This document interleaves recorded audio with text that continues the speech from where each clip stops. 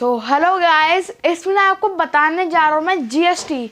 और मैं ये भी बताऊंगा आपको जीएसटी पे इतना बवाल क्यों हो गया था, जीएसटी की बिलिंग कैसे होती है, जीएसटी को समझते कैसे, पूरा मैं आज आपको बताने वाला हूँ। तो चलिए शुरू करते हैं।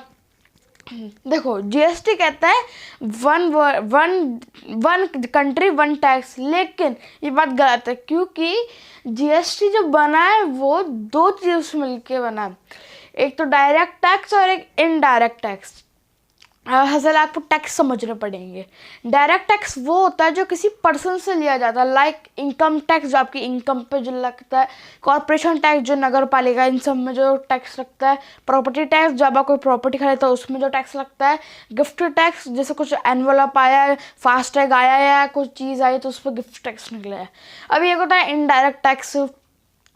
वेस्टर्न ड्यूटी जब कोई चीज़ बाहर से इंपोर्ट खरीदते हैं, एक्साइज ड्यूटी भी बाहर से, सेल टैक्स जब आप कुछ सेल करते हैं, और वैट सबसे ज़्यादा फेमस था। ये थोड़ा कॉम्प्लिकेटेड है, इसको किसी और वीडियो में बता दूंगा। तो ये जो जीएसटी है ना, ये जो इनडायरेक्ट टैक्स है, ये मैंने अभी 4 बताया है आपको, लेकिन ऐसे टोटल 17 थे इनडायरेक्ट टैक्स। उन 17 के 17 को मर्ज करके बनाया गया है जीएसटी। ये समझ में आ गया आपको? ऐसा सारा आप बेसिक समझ लो, मैंने बीच में बेसिक लिखा है। इसकी फुल फॉर्म क्या होती है जीएसटी की? गुड्स एंड सर्विस टैक्स, इसकी फुल फॉर्म होती है। स्टार्ट कब हुआ था? फ्रांस ने स्टार्ट करा था जीएसटी को 1954 में।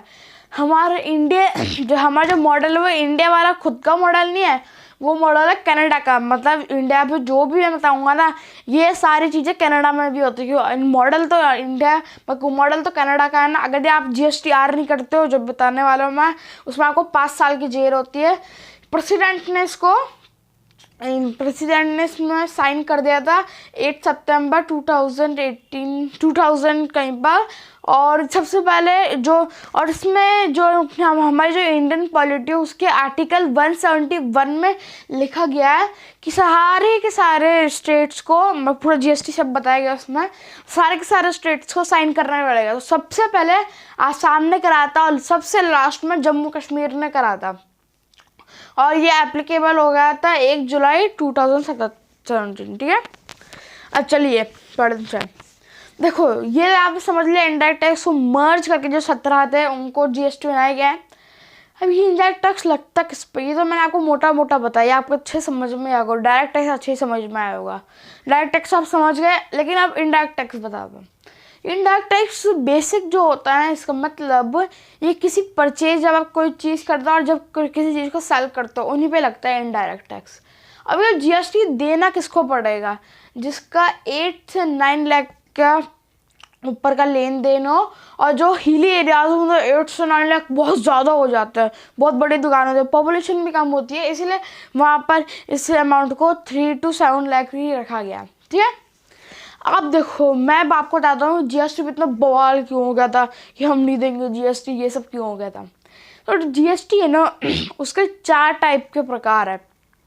एक है CGST, IGST, UTGST and integrated GST. ठीक है, और इससे डीजीएसटी। तो सबसे पहले आप सीजीएसटी समझो। सी से होता है सेंट्रल जीएसटी, मतलब जो जीएसटी है वो सेंट्रल गवर्नमेंट का जीएसटी है। ठीक है, एसजीएसटी मतलब वो स्टेट का जीएसटी। अब इंडिया में यूनियन टेरिटरीज है तो यूनियन टेरिटरीज का भी होगा सेम चीज़। यूटीजीएसटी यूनियन टेरिटरीज का जीएसटी, जैसे दिल्ली यूनियन टेरिटरी है तो उसका अंदर जो भी जीएसटी लगेगा तो वो जैसे यूटीजीएसटी लगेगा उसमें। इंटीग्रेटेड जीएसटी, ये मैं आपको बताता हूँ। मान लो कोई चीज़ आए, मान लो कोई चीज़ बनी बिहार में क्या छोड़ो, जो तमिलनाडु, उसमें मैंने 100 पीस मोबाइल के बनाए, 100 पीस मैंने मोबाइल के बनाए, और वो 100 के 100 मैंने राजस्थान में भेज दिए। ठीक है, अब मान लो उन पर जीएसटी कौन देगा? तमिलनाडु देगा या फिर राजस्थान देगा? तो देखो, तमिलनाडु को तो जिसने बनाया उसको रोजगार मिल गया, उसको पैसे आ गए, और राजस्थान उसने बस खरीदाना है इसलिए वो देगा जीएसटी। ये होता है इंटीग्रेटेड जीएसटी। ठीक है, अब आप समझ जाओ। तो सेम स्टेट में अगर आप सेम स्टेट, जैसे मैं राजस्थान में, अगर राजस्थान के अंदर मेरा लेन देना है तो मेरे को सीजीएसटी देना पड़ेगा, सेंट्रल गवर्नमेंट का जीएसटी, और एसजीएसटी देना पड़ेगा।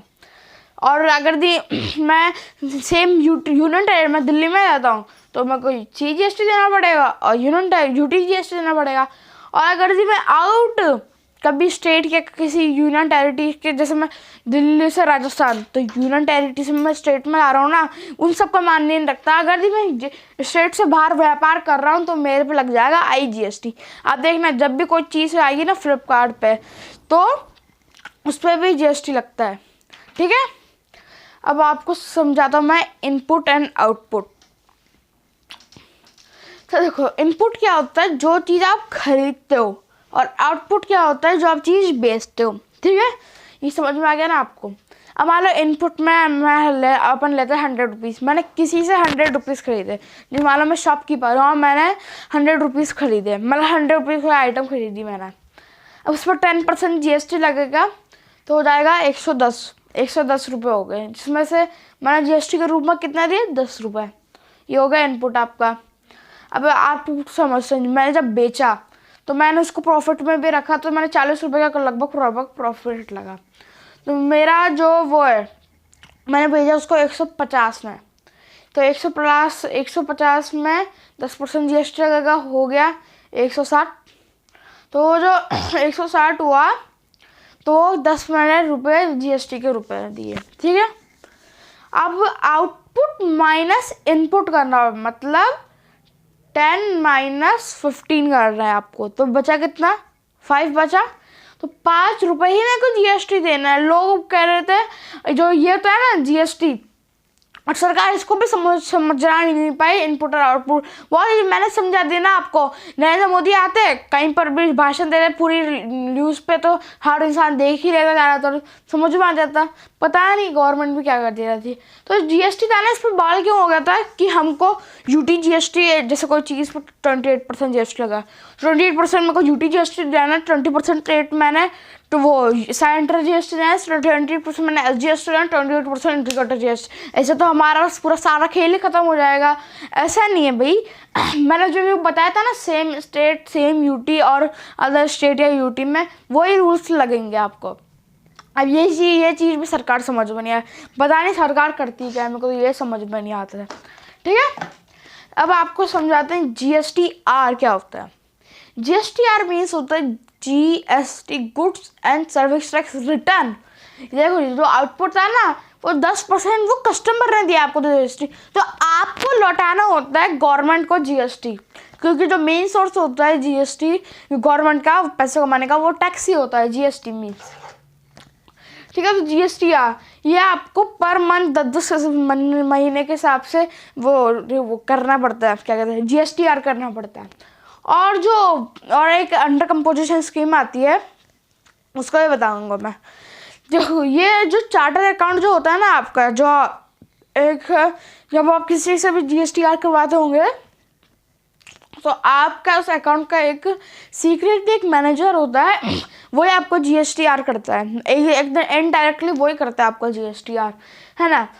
तो वो अगर आपका 1.5 करोड़ से नीचे का लेन देन है, बहुत से लोग 1.5 करोड़ से, अगर एक बार भी 1.5 करोड़ से ऊपर का हुआ तो अंडर कंपोजिशन में ही आओगे, और अगर 1.5 करोड़ के हमेशा नीचे ही है तो आपको एक अंडर कंपोजिशन स्कीम मिलती है। ये इसमें थोड़ा आपको फ़ायदा मिल जाता है, ठीक है। इसको आपको अच्छे से समझना पड़ेगा, अभी तो आप मोटी समझ लो, ठीक है। अब आपको मैं GST स्लैब समझाता हूँ। GST के स्लैब्स क्या क्या होता है। जैसे 5% GST, सबसे पहले आपको समझना पड़ेगा नो GST। इन पर GST नहीं लगता। पेट्रोल और ये अपना वो इलेक्ट्रिक आता है, बिल आता है अपना, और वो क्या कहते हैं डीजल, ये 3 चीज़ें होगी ना। तो ये 3 चीज़ें इन पर GST लगता ही नहीं है, मतलब ये नो टैक्स है, इन पर कोई टैक्स लगेगा ही नहीं, ठीक है, नो GST। अब आपको GST बताता हूँ। सबसे पहला होता है 5% GST। इसमें जैसे पनीर आइटम आ गए, दूध आ गया, ये सब 5% में आ जाता है। 12% फिर आता है मोबाइल वाला आ गया, टीवी का भी मत मानना, मोबाइल आ गया, ऐसे कुछ आइटम्स लगभग 20,000 18,000 ऐसा कुछ का। 18,000 जैम जैसे 3,000, लेकिन अच्छी लग्जीरियस आइटम है। जैसे जैसे आप नीचे आते जाओगे वैसे वैसे लग्जीरियस आइटम बढ़ती जाएगी, और आपके जो GST का अमाउंट है वो भी बढ़ते जाएगा। अब आया 28% GST। वो लगता है लैपटॉप, CPU, बड़े बड़े जो आइटम्स होते हैं उन पर ये लगता है। ठीक है, अब आपको GST स्लैब समझ में आ गया। अब आपको बस ये सेक्शन समझना है, फिर आप GST समझ जाओगे। सबसे पहले समझते हैं GSTN क्या होता है। GST फिर IN, तो जो I से होता है आइडेंटिफिकेशन और N से होता है नंबर, मतलब क्या कहते हैं, गुड्स एंड सर्विस टैक्स से आइडेंटिफिकेशन नंबर। ठीक है, वैसे आप GST आइडेंटिफिकेशन नंबर भी कैसे लगे, GSTN भी कहते हैं, बस लोग। टोटल 15 डिजिट का होता है और उसके जो बीच के 10 डिजिट होते हैं आपके पेन के नंबर होते हैं। अब इसको बनाता कौन है, एक वेबसाइट होती है, उस पर जो लॉगिन करते तो आपको नंबर मिल जाता है। GSTN क्या होता है, GSTN goods and service tax national. ठीक है, ये जो आप GSTR करते हो, कौन इसको संभालेगा कि कैसे आपको पता चला। तो जब GSTR करोगे ना तो एक GST नंबर पे आपको लिखना पड़ेगा मैं कौन हूँ, मैं ही कर रहा हूँ GSTR, तो मैं कौन, मेरा एक नंबर होगा GST नंबर 15 डिजिट्स का, तो फिर वो जाता है GSTN के पास, मतलब goods and service tax national के पास जाता है। ठीक है, इसका मेनली काम GSTR का ही होता है लगभग। अब आपको समझना पड़ेगा सबसे मेन टॉपिक, ये चीज़ आपको बहुत अच्छे से समझनी है। ठीक है, ये अगर ये क्वेश्चन भी आता है बहुत से एग्जाम में, goods and service tax council organisation ने काउंसिल। ठीक है, इसके ना टोटल 33 मेंबर्स है। अब आप सोचोगे ये क्यों बनाई, क्योंकि अगर GST के अंदर कुछ भी चेंज कर रहा है, मान लो जो आपको ये जो कहते हैं जो पढ़ाई लिखाई है उसको टैक्स फ्री करना है, इन पर टैक्स लगेगा, तो नो GST सेक्शन में आएगा ना वो, तो उसको कौन चेंज करेगा, तो उसको करेगा goods and service tax council check करेगा। ठीक है, अब 33 मेंबर्स है। अब आपको बता दूँ कैसे 33 पहले एक यूनियन मिनिस्टर, इनका खुद का एक मिनिस्टर है वो, फिर जो सारे स्टेट्स का मिनिस्टर है वो, और जो यूनियन टेरिटरीज है, अब यूनियन टेरिटरी तो बहुत सारी है इंडिया में, 8 या 10 है, तो लेकिन यूनियन टेरिटरीज में who has their own assembly, मतलब उनके पास जिनके पास खुद की असेंबली है, मतलब खुद की विधानसभा है, उनको ही लिया गया। तो ऐसे 3 यूनियन टेरिटरी इंडिया में, हो गया 33, ये देख लीजिए।